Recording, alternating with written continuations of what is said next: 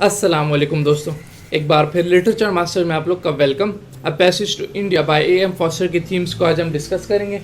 इसकी समरी का लिंक आपको डिस्क्रिप्शन में मिल जाएगा। थीम्स में सबसे पहले है ओरिएंटल वर्सेस ऑक्सीडेंटल। ओरिएंटल कहते हैं मशरक़ी को और ऑक्सीडेंटल कहते हैं मगरबी को। तो यहाँ पे जो मशरक़ी हैं वो इंडियंस हैं, मतलब ईस्टर्न जो है वो इंडियंस है, जबकि जो वेस्टर्न है वो ब्रिटिश हैं, मगरबी ब्रिटिश हैं। यहाँ पे इनके बीच में हमें क्या दिखाया गया है? नॉवल में हमें ये दिखाया गया है कि इनका ट्रीटमेंट कैसा है आपस में। जो ब्रिटिश हैं वो इंडियंस के साथ कैसा रिलेशन रखते हैं। तो उनका रिलेशन इस तरह होता है कि वो उन्हें सिर्फ ऑब्जेक्ट की तरह ट्रीट करते हैं। उनकी फीलिंग्स को, उनकी इमोशंस को, उनके थॉट्स को, उनके डिज़ायर्स को कोई भी वैल्यू नहीं देते।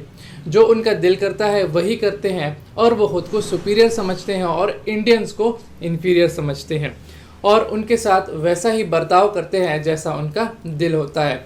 और जो इंडियंस हैं उनकी नहीं सुनी जाती और जो ब्रिटिश हैं उनकी एक आवाज़ पे सारे जो लोग हैं वो खड़े हो जाते हैं। जैसे जो एडेला क्वेस्टेड है उसकी एक बात पे सारा जो क्लब है वो इकट्ठा हो गया था और जो अजीज़ था उसे सज़ा देने पर तुल गया था जब तक कि एडेला ने अपना जो केस था वो वापस नहीं लिया था, जो चार्ज थे वो वापस से नहीं उठाए थे। फिर है लव एंड लॉयल्टी।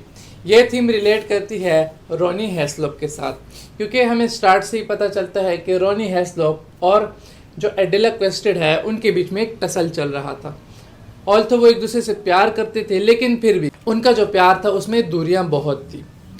एडेला जो थी उसे सिर्फ ये चाहिए था कि जो रोनी है वो उसे प्यार दे, लेकिन रोनी अपने मुल्क से बहुत ज़्यादा लॉयल था तो वो बहुत ज़्यादा काम में मसरूफ़ रहता था, तो वो उसे उतना प्यार नहीं दे पाता जितना वो चाहती थी। तो इसी में उनमें जो रिलेशन था वो थोड़ा ख़त्म होने लगा और फिर जो रोनी का एटीट्यूड था उसकी वजह से जो रिलेशन में दूरियां थी वो और बढ़ गई और इस तरह वो दोनों जो थे वो अलग हो गए। और इसके अलावा ये जो थीम है लव एंड लॉयल्टी ये रिलेट करती है सिरिल फील्डिंग के साथ, क्योंकि सिरिल फील्डिंग जो था उसे लव था किससे? अजीज़ से, फ्रेंडशिप, और वो लॉयल था अजीज़ के साथ और उसे पता था कि अजीज़ कभी भी इस तरह का काम नहीं कर सकता, जो कि मिस्ट्रेस मूर भी कहती थी कि अजीज़ ऐसा नहीं है। तो लव और लॉयल्टी की वजह से वो अपने दोस्त के साथ खड़ा रहा जब तक कि केस का फैसला नहीं आ गया, जो ट्रायल था वो एंड नहीं हो गया। तो ये क्या था? ये लव एंड लॉयल्टी थी और फ्रेंडशिप थी। फिर है mother nature versus human nature. अब जैसे ही नॉवल स्टार्ट होता है तो चंद्रपुर की कुछ हमें फीचर्स देखने को मिलते हैं, कुछ डिस्क्रिप्शन देखने को मिलती है जो कि बहुत हद तक सुकून देने वाली होती है। तो यहाँ पे एक तो हो गया मदर नेचर। मदर नेचर जो है वो यहाँ पे बहुत ज़्यादा ब्यूटीफुल दिखाया गया है। फिर है ह्यूमन नेचर। ह्यूमन नेचर यहाँ पे बहुत ज़्यादा हार्श दिखाया गया है, वो भी ब्रिटिश जो है उनकी तरफ से, क्योंकि ब्रिटिश वो क्या सोचते थे? वो सोचते थे कि जो इंडियंस हैं इनको कुछ नहीं पता और हम क्या करेंगे, हम इन्हें जो कहेंगे इन्हें वही करना पड़ेगा। वो क्या करते थे? अपनी जो बात थी इम्पोज करते थे और फोर्स करते थे इंडियंस पे।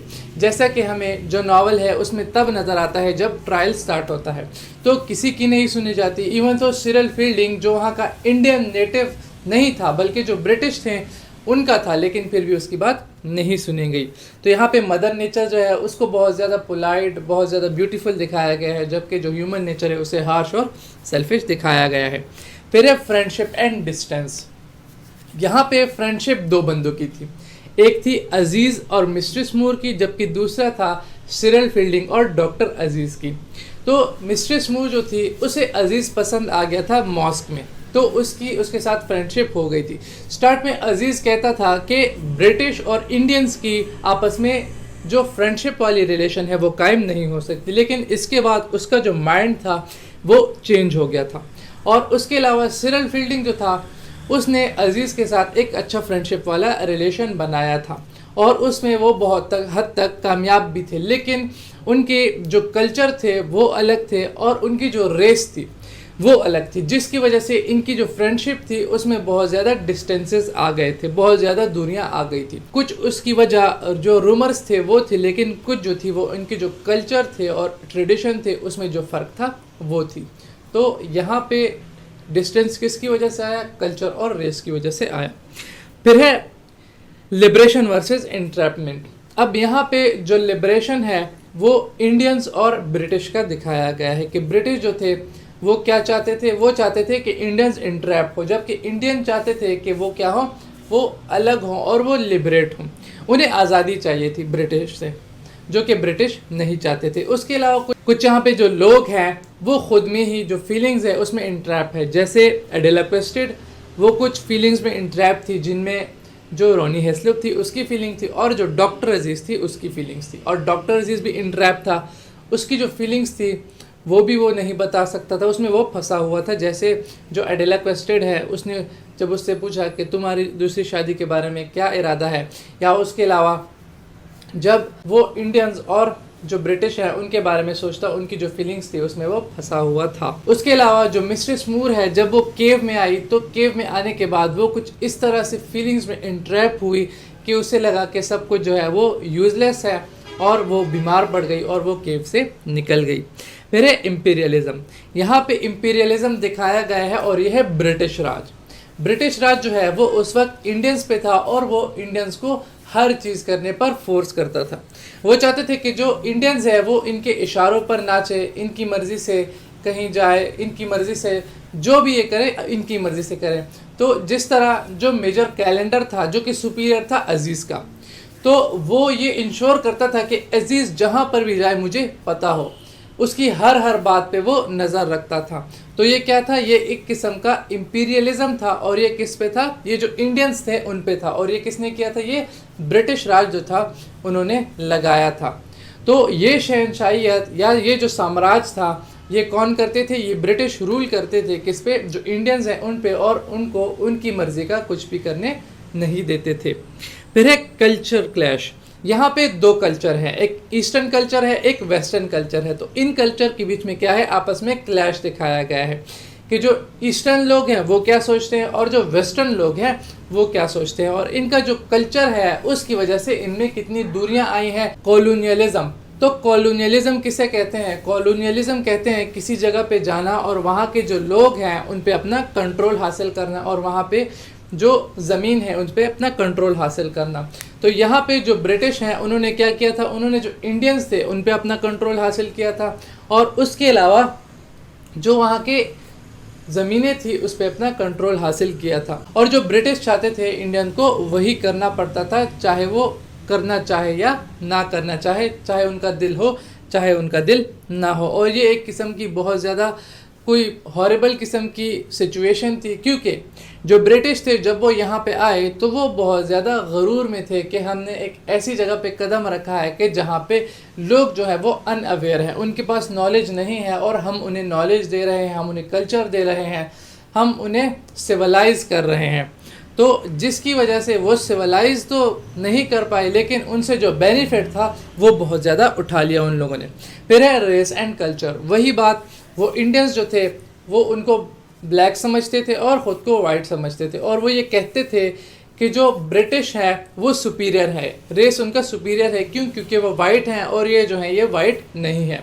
तो इस वजह से इनका जो कल्चर है वो भी अलग है, और जिस कल्चर के अलग होने की वजह से इनमें जो क्लैश था वो बहुत ज़्यादा था।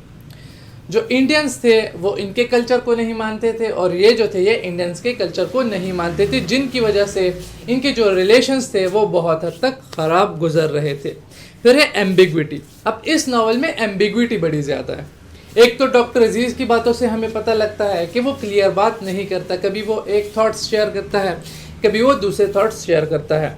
और उसके अलावा एम्बिग्विटी का ताल्लुक यहाँ पे एक इंसिडेंट से भी है, जो कि था एडेला क्वेस्टेड के साथ। जब एडेला क्वेस्टेड केव्स में थी तब एडेला क्वेस्टेड पर किसी ने जब हमला किया था, जो उसने इल्ज़ाम लगाया था कि डॉक्टर अजीज़ था, लेकिन उसे खुद भी पता नहीं था कि ये कौन है। असल में बात ऐसी हुई थी कि जब अजीज़ जो था वो दूसरे केव चला गया था तो इसे किसी ने मार दिया था, या शायद इसका कोई अपना तसव्वुर था।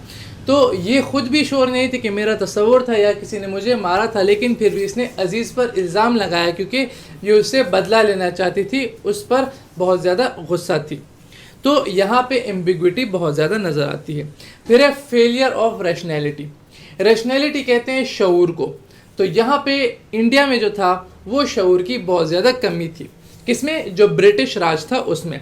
ब्रिटिश जो थे वो ये समझते थे कि इनकी अपनी फीलिंग्स, अपनी डिज़ायर्स, अपनी इमोशंस नहीं हैं, और हम जो कहेंगे इन्हें वही करना पड़ेगा, चाहे ये मरे चाहे ये जिए।